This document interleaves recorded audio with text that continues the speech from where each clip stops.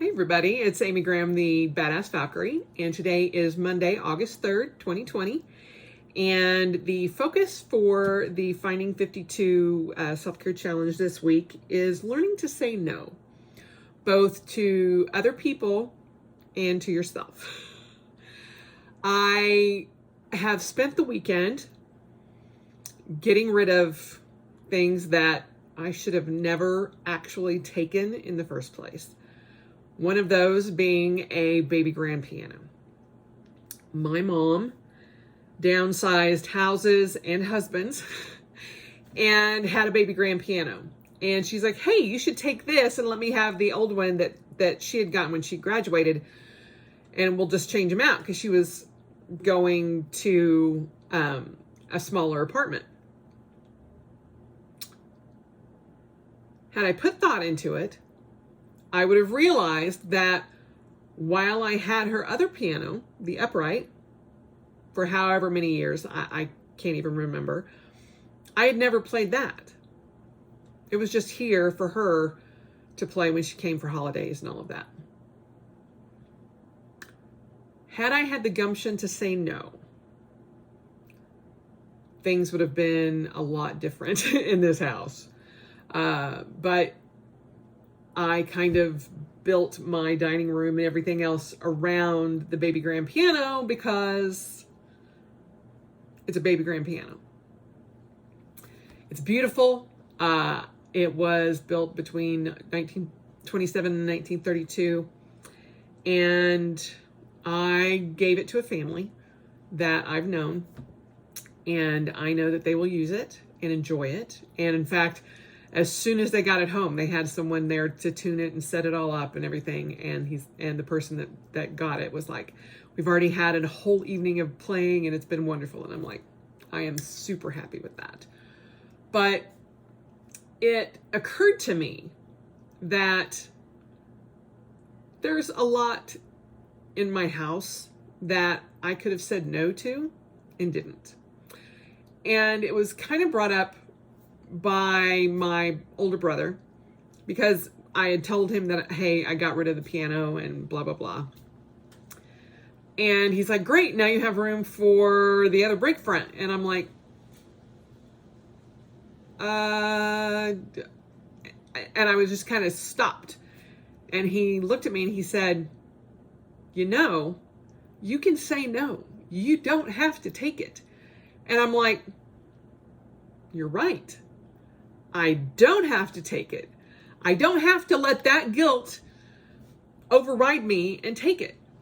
And, as I thought about it, it was something that I have thought that I would have since I was a little girl. And with the reality of the fact that we may be moving overseas when I retire in 12 years, it's just not really something that's feasible. And it's old. It's beautiful antique. It's rosewood, and it's just gorgeous. But it doesn't fit my style. It doesn't fit anything else in the house. And I want my space more. Part of my issue over this whole pandemic season, the past 4 months, is that I am in the house 24/7, pretty much. And I work from home now for the time being until they deem it necessary that we can go back. And I am trying to facilitate that so that it is much more comfortable for me, and I am not so stressed. But part of that too is that there is just stuff everywhere. And I have been trying to rearrange and reorganize and all of this. And I'm like, there is just too much stuff. And that's kind of where the saying no to yourself comes in, because it's like, okay, what part of this was retail therapy? What part of this was, I had project grandeur in my head. There is a wooden cabinet over to my left that I was going to turn into a bar and never did. And it just became this thing that lived in our dining room. And just, I mean, after emptying it out over the weekend, I was like, this is where all the Armour parts went to die. And so I'm just like done. I will never be a minimalist, ever. I have far too much crap for that. But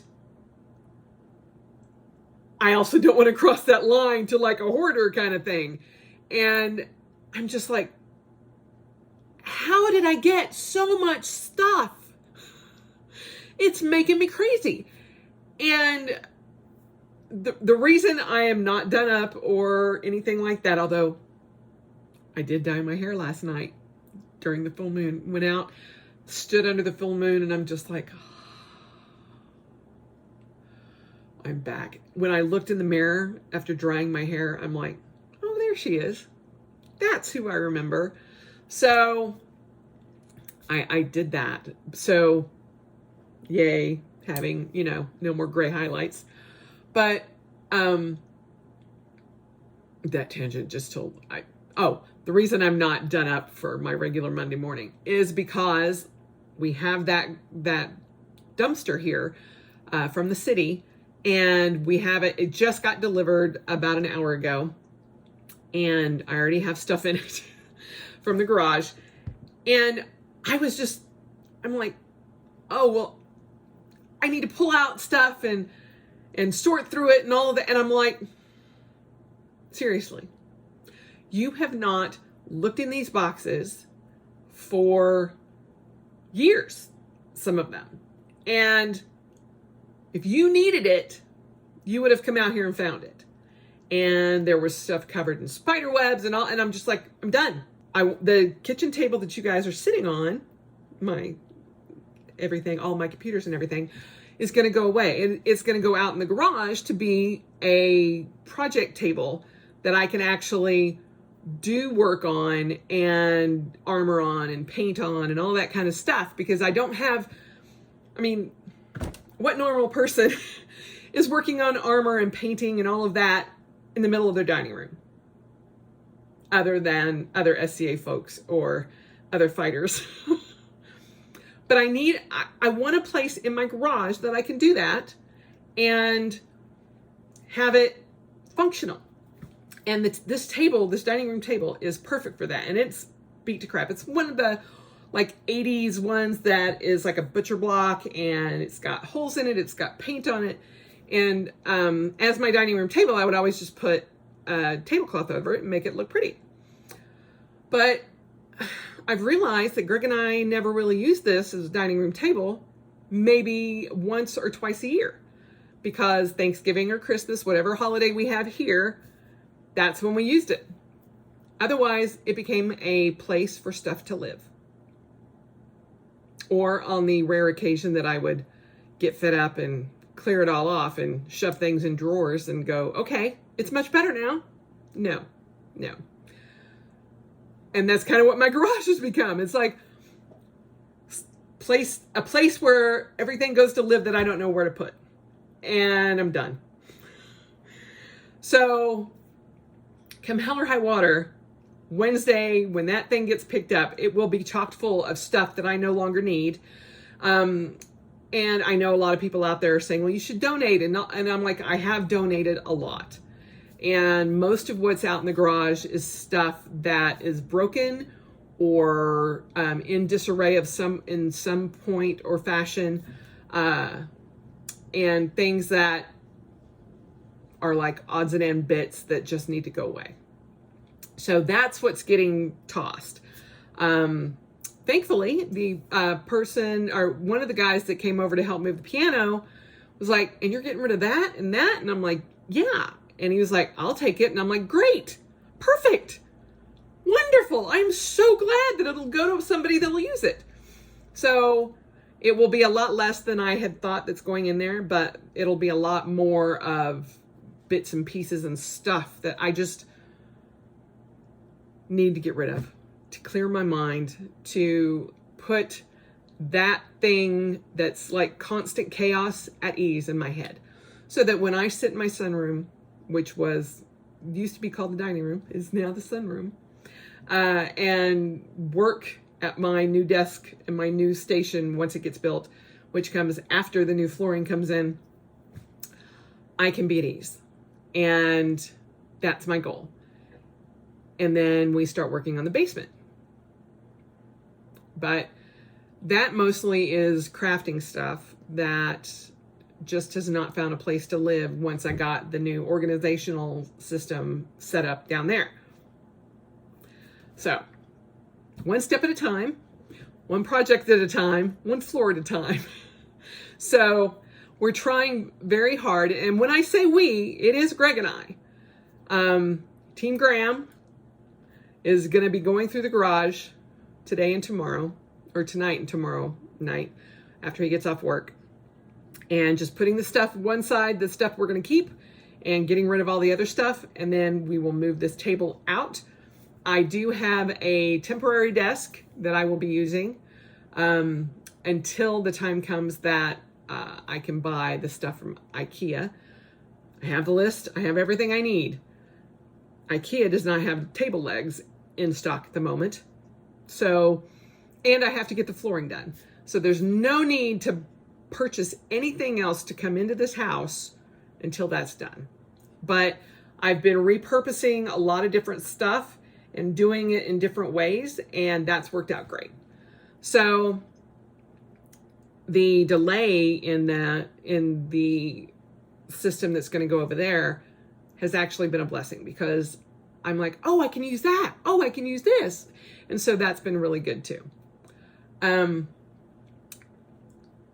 But saying no to just getting stuff for the sake of getting stuff, and even to the point, I mean, and not like Amazon or IKEA or anything like that. It's like saying no to stuff coming into your house that you don't need. My husband loves computers, and he's in a position where he acquires stuff all the time. The man has had a Commodore 64 in the back of his car for almost a year. I'm like, why? Why is that adding weight and taking away from your gas mileage when we could either figure out what we're going to do with it, or what you're going to do with it, or we can get rid of it?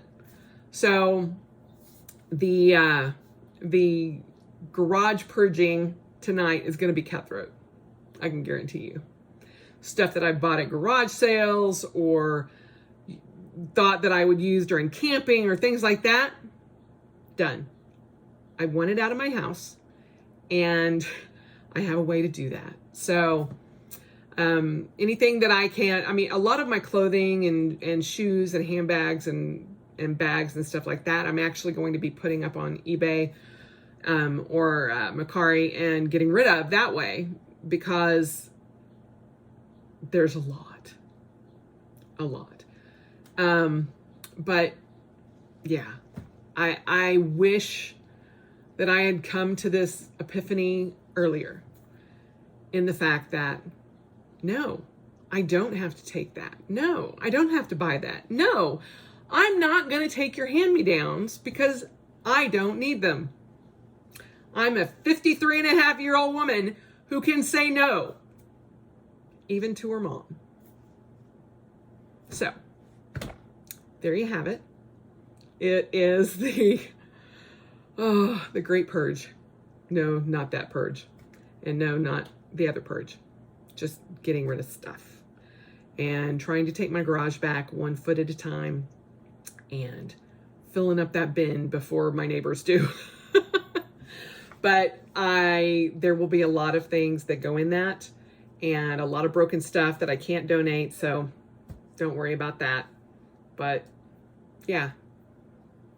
Figuring out how to say no to stuff is my challenge to you for this next week.